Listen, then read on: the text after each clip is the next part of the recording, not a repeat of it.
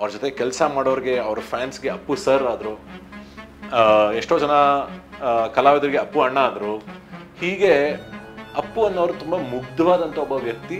ಅದಕ್ಕೆ ಅವರಿಗೆ ಅವರ ನಗುವಿನಲ್ಲಿ ಆ ಮುಗ್ಧತೆ ಕೊನೆವರೆಗೂ ಅವರು ಉಳಿಸ್ಕೊಂಡೇ ಇದ್ರು ಅನ್ನೋದನ್ನ ನಾನು ಬಹಳ ಹೆಮ್ಮೆಯಿಂದ ಹೇಳ್ಬೋದು. ಅಪ್ಪು ರಿಲೀಸ್ ಯಾವಾಗ ಆಯ್ತು ಅಂದ್ರೆ ನನ್ನ ಕಾಲೇಜಿನ ಮೊದಲನೇ ದಿವಸ, ಆ ಥರ ಟೈಮಿಂಗಲ್ಲಿ ಆಯ್ತು. ಅದು ಟೈಮಿಂಗಲ್ಲಿ ಆಯ್ತು ಅಂದ್ರೆ ಒಂದು 5-6 ದಿವಸ ಹಿಂದೆ ರಿಲೀಸ್ ಆಗಿತ್ತು ಅಷ್ಟೇ. ನಾನು ಕಾಲೇಜಿಗೆ ಎಂಟ್ರಿ ಕೊಟ್ರೆ ನಾನು ಸೂಪರ್ ಸ್ಟಾರ್ ಆಗ್ಬಿಟ್ಟಿದ್ದೆ.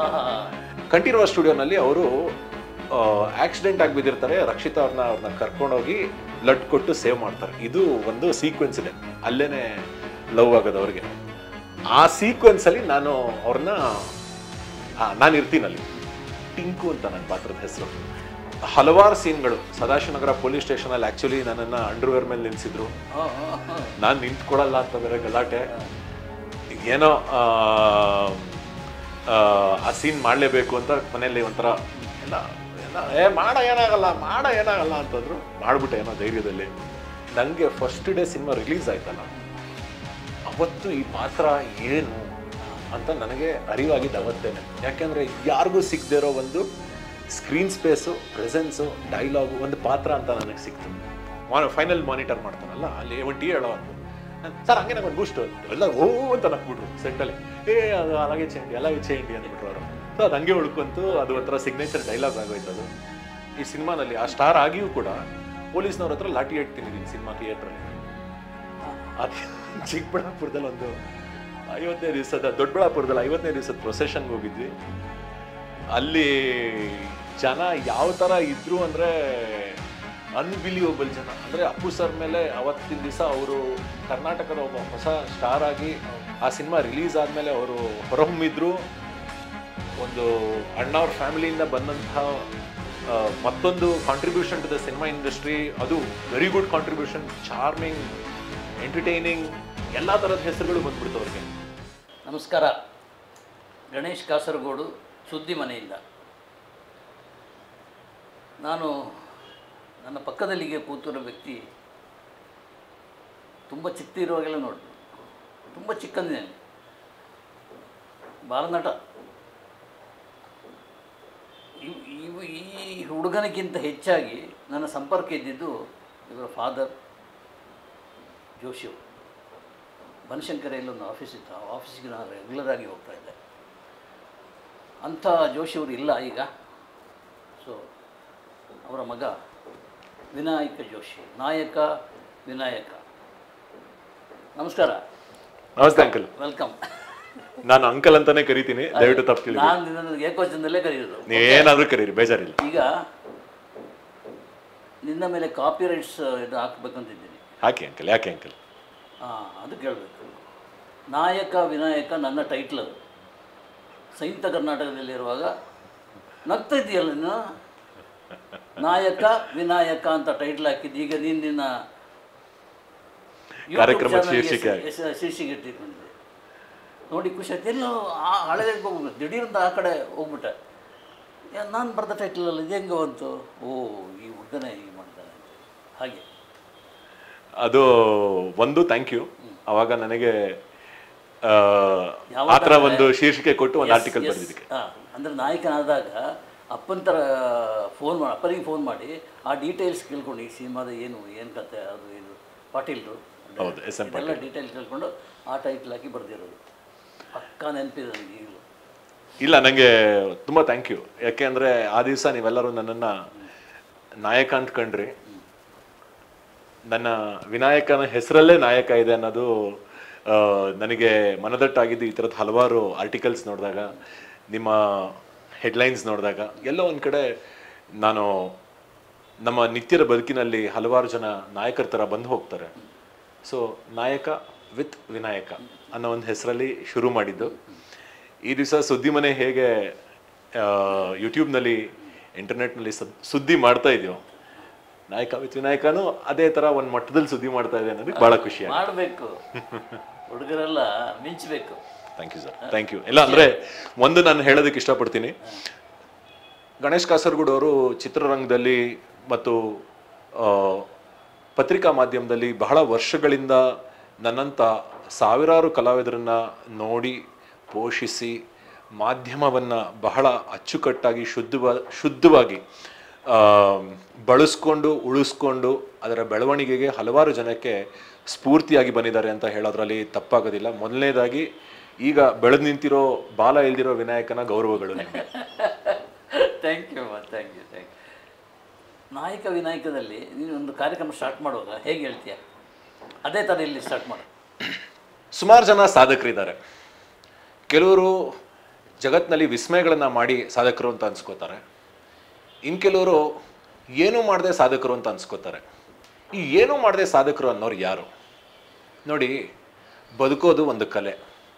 ಚೆನ್ನಾಗಿ ಬದುಕಿದಾಗ ಅದು ಒಂದು ಸಾಧನೆ ಆಗತ್ತೆ. ಹಾಗೆ ತಮ್ಮ ಬದುಕನ್ನು ಚೆನ್ನಾಗಿ ಬದುಕಿ ಬೇರೆಯವರ ಬದುಕನ್ನು ನಮ್ಮ ಮುಂದೆ ನಿತ್ಯವೂ ತರುವಂತಹ ಗಣೇಶ್ ಕಾಸರಗೋಡು ಅವರು ಈ ದಿವಸ ನನ್ನ ಅತಿಥಿಯಾಗಿದ್ದಾರೆ. ಸಾಮಾನ್ಯ ಹಾಗೂ ಅಸಾಮಾನ್ಯ ಎರಡನ್ನೂ ಕಂಡಿರುವಂತಹ ಈ ಪತ್ರಿಕಾ ಮಾಧ್ಯಮದ ದೈತ್ಯರಿಗೆ ನಾಯಕ ವಿತ್ ವಿನಾಯಕ ಕಾರ್ಯಕ್ರಮಕ್ಕೆ ಆತ್ಮೀಯವಾದ ಸ್ವಾಗತ, ಸುಸ್ವಾಗತ ಅಂತೇಳಿ ನಿನ್ನ ಚಾನಲ್ನಲ್ಲಿ ಇಂಟ್ರೊಡ್ಯೂಸ್ ಮಾಡಿ ಕಾರ್ಯಕ್ರಮ ಸ್ಟಾರ್ಟ್ ಮಾಡ್ತಾ ಇದ್ದೆ. ಹೌದು, ಇಲ್ಲಿ ಹಾಗೆ ಅಲ್ಲ, ಇದು ಸುದ್ದಿ ಮನೆ. ಆದ್ದರಿಂದ ನಾಯಕ ವಿನಾಯಕನನ್ನು ನಾನು ವೆಲ್ಕಮ್ ಮಾಡ್ತೀನಿ. ಹೇಳಿ. ಅಪ್ಪುಗೆ ಹೋಗೋಣ, ಡೈರೆಕ್ಟ್ ಹೋಗೋಣ. ಅಪ್ಪು ಸಿನಿಮಾಕ್ಕೆ ಸಂಬಂಧಪಟ್ಟು ಅದರ ಹಿನ್ನೆಲೆಯಲ್ಲಿ ಏನೇನಿದೆ ಅದೆಲ್ಲ ನಿಂದ ಯಾರು ಹೇಳ್ತಾ ಹೋಗ್ಬೋದು. ನಾನು ಮಧ್ಯೆ ಪ್ರಶ್ನೆ ಕೇಳಿದಂಗೆ ನಿನಗೆ ಏನು ಯೋಚನೆ ಬರುತ್ತೋ ಅದನ್ನು ಅಷ್ಟನ್ನು ಹೇಳ್ಬೋದು. ಅಪ್ಪು ಅಂದರೆ ನನಗೆ ಜ್ಞಾಪಕಕ್ಕೆ ಬರೋದು ಮೊದಲನೇದಾಗಿ ಮುಗ್ಧತೆ.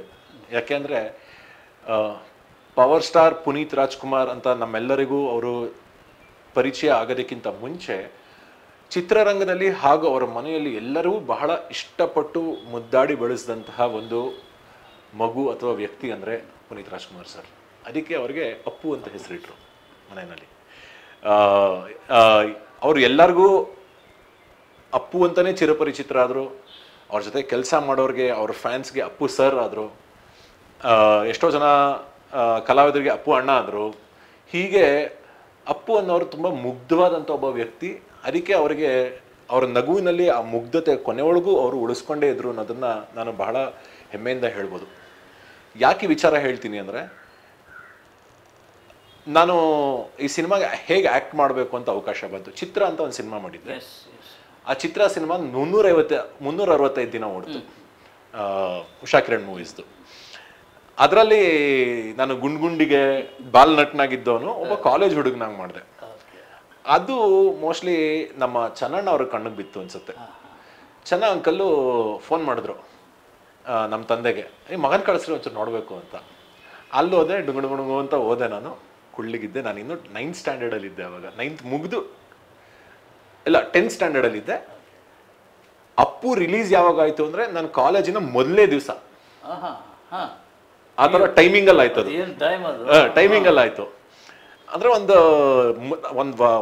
5-6 ದಿವಸ ಹಿಂದೆ ರಿಲೀಸ್ ಆಗಿತ್ತು ಅಷ್ಟೇ. ನಾನು ಕಾಲೇಜಿಗೆ ಎಂಟ್ರಿ ಕೊಟ್ಟರೆ ನಾನು ಸೂಪರ್ ಸ್ಟಾರ್ ಆಗ್ಬಿಟ್ಟಿದ್ದೆ ಆ ಥರ. ಸೊ ಅಲ್ಲಿ ನೋಡೋದಿಕ್ಕೆ ಅಂತ ಹೋದಾಗ ನಾನು ನೋಡಿದ್ರು ಈ ಥರ ಪಾತ್ರ ಮಾಡಬೇಕು ಅಂದ್ರೆ ಏನು ಫ್ರೆಂಡ್ ಕ್ಯಾರೆಕ್ಟರ್ ಅಂದರು. ಆಗಲ್ಲ, ಅಷ್ಟೆಲ್ಲ ಕತೆ ಎಲ್ಲ ಕೇಳೋದು ಮಾಡೋದೆಲ್ಲ ಏನೂ ಇದ್ದಿಲ್ಲ ನಮಗೆಲ್ಲ. ರೋಲ್ ಅಂದ್ರು ರೋಲ್ ಮಾಡೋದು ಅಷ್ಟೇನೆ. ನನಗೆ ಯಾವಾಗ ಇದರ ಒಂದು ಇಂಪ್ಯಾಕ್ಟ್ ಆಯಿತು ಅಂದರೆ, ಶೂಟಿಂಗ್ ಮಾಡ್ತಾ ಇದ್ವಿ.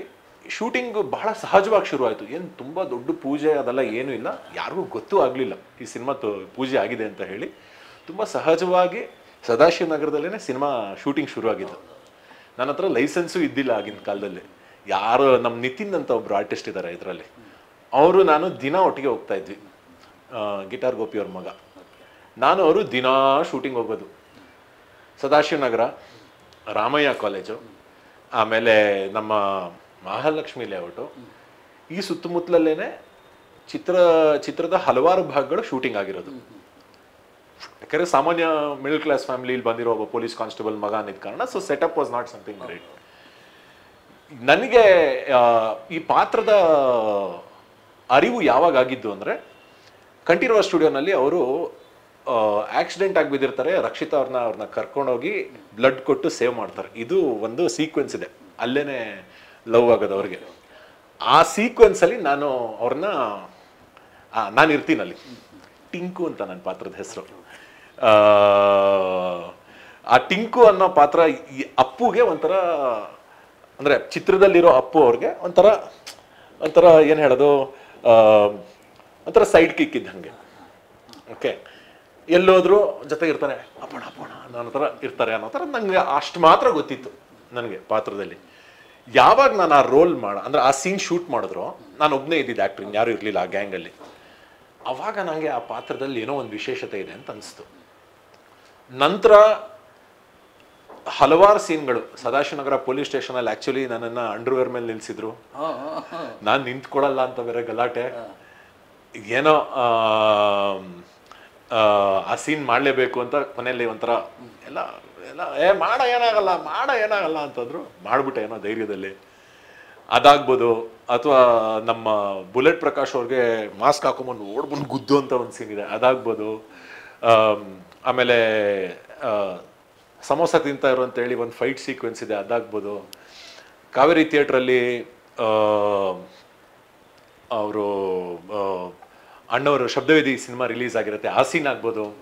ಅಥವಾ ರಾಮಯ್ಯ ಕಾಲೇಜ್ನಲ್ಲಿ ಶೂಟ್ ಆದಂತಹ opening scene and song sequence ಆಗ್ಬೋದು.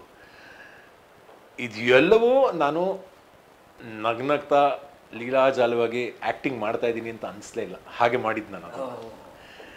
ಆಮೇಲೆ ಅದರಲ್ಲಿ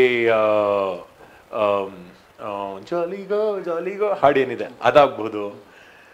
ನಂಗೆ ಇನ್ನೂ ಕಣ್ಮುಂದೆ ಕಟ್ದಂಗಿದೆ ಎಷ್ಟೊಂದು ಸೀಕ್ವೆನ್ಸ್ಗಳು.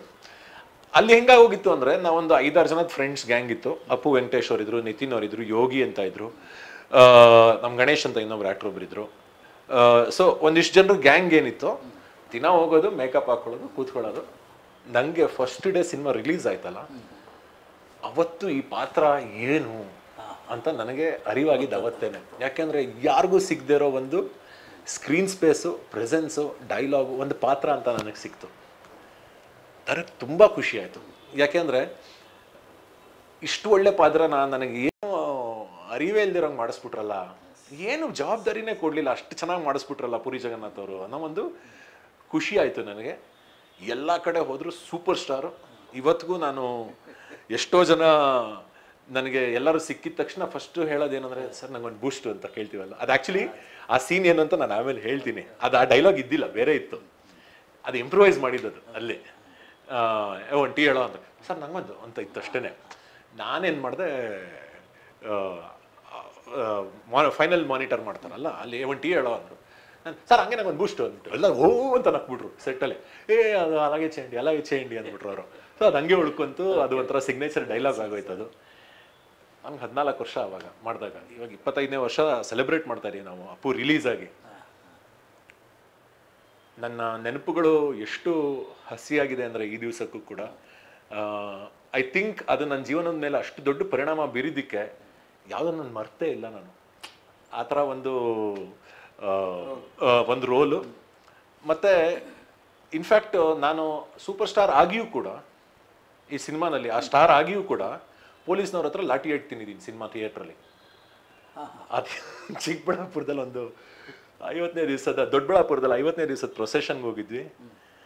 ಅಲ್ಲಿ ಜನ ಯಾವ ಥರ ಇದ್ರು ಅಂದರೆ ಅನ್ಬಿಲಿಯಬಲ್ ಜನ. ಅಂದರೆ ಅಪ್ಪು ಸರ್ ಮೇಲೆ ಅವತ್ತಿನ ದಿವಸ ಅವರು ಕರ್ನಾಟಕದ ಒಬ್ಬ ಹೊಸ ಸ್ಟಾರ್ ಆಗಿ ಆ ಸಿನಿಮಾ ರಿಲೀಸ್ ಆದಮೇಲೆ ಅವರು ಹೊರಹೊಮ್ಮಿದ್ರು. ಒಂದು ಅಣ್ಣವ್ರ ಫ್ಯಾಮಿಲಿಯಿಂದ ಬಂದಂತಹ ಮತ್ತೊಂದು contribution to the cinema industry, ಅದು very good contribution, charming, entertaining, ಎಲ್ಲ ಥರದ ಹೆಸರುಗಳು ಬಂದ್ಬಿಡ್ತು ಅವ್ರಿಗೆ. ಆ್ಯಂಡ್ ಆ ಒಂದು ಆ ಸ್ಟಾರ್ಡಮ್ ಅನ್ನೋದೇನಿದೆ, ನಾನು ಲೈವ್ ಫಸ್ಟ್ ಟೈಮ್ ನೋಡಿದ್ದು ನಾನು ಆ ಮಟ್ಟದಲ್ಲಿ. ನಾನು ಫಸ್ಟ್ ನೋಡಿದ್ದು ವಿಷ್ಣು ಸರ್ನ ಚಿತ್ರದುರ್ಗದಲ್ಲಿ ನೋಡಿದ್ದೆ ನಾನು, ಅವರ ಬರ್ತ್ಡೇ ಇದರಲ್ಲಿ. ಆಮೇಲೆ ಅಣ್ಣವ್ರನ್ನ ಅಫ್ಕೋರ್ಸ್ ಎಷ್ಟೋ ಸಮಾರಂಭಗಳಲ್ಲಿ ನಾನು ನೋಡಿದ್ದೀನಿ, ಅವ್ರ ತೊಡೆ ಮೇಲೂ ಕೂತ್ಕೊಂಡಿದ್ದೀನಿ, ಅವ್ರ ಮುಂದೆ ನಾನು 3 ಜನ ಜೊತೆ ಆ್ಯಕ್ಟ್ ಮಾಡಿದ್ದೀನಿ ನಾನು. ಶಿವಣ್ಣ, ರಾಘಣ್ಣ ಆ್ಯಂಡ್ ಅಪ್ಪು ಸರ್, ಎಲ್ಲರ ಜೊತೆಗೂ ಆ್ಯಕ್ಟ್ ಮಾಡಿದ್ದೀನಿ ನಾನು. ಬಟ್ ನನಗೆ ಅಂದರೆ ವಜ್ರೇಶ್ವರಿ ಕಂಬೈನ್ಸ್ಗೂ ನಾವೇನು ಹೊಸಬ್ರಂತ ಏನಲ್ಲ, ಮೊದಲು ಕೂಡ ಮಾಡಿದ್ದೆ ನಾನು ಅವ್ರ ಇದರಲ್ಲಿ.